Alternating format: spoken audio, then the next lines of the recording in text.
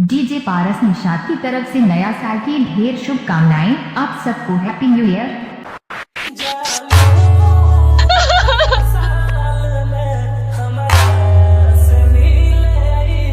तेरी सीरत साफ शीशे की तरह, मेरे दामन में दाग हजारों हैं। तू नायाब किसी पत्थर की तरह, मेरा उठना बैठना बाजारों में है।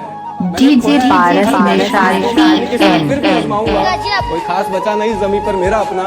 तू कबूल करे तो अपने गवाहों को आसमान से बुलाऊंगा।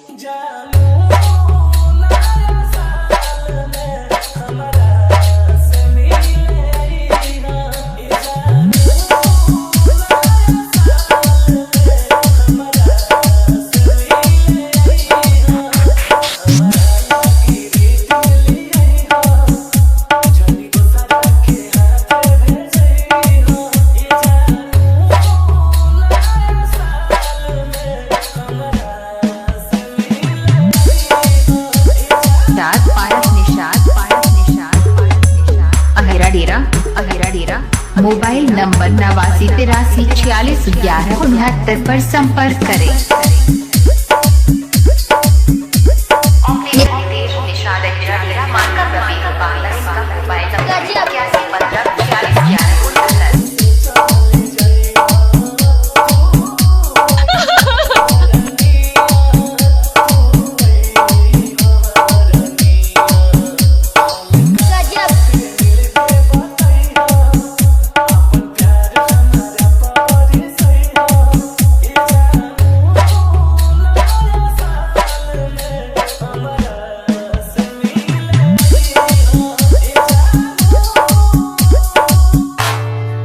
डीजे पारस निषाद की तरफ से नया साल की ढेर शुभकामनाएं। आप सबको हैप्पी न्यू ईयर। डीजे पारस निषाद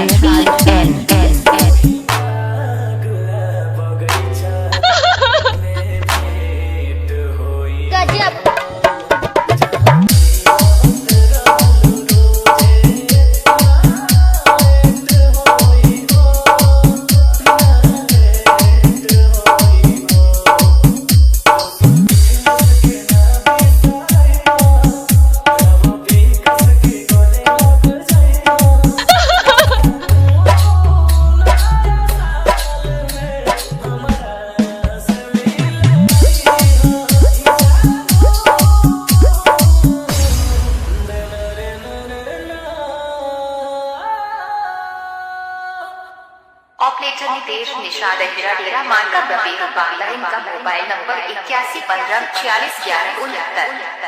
ऑपरेटर नितेश निषाद डेरा मार्का बांग्ला। इनका मोबाइल नंबर 8115461169।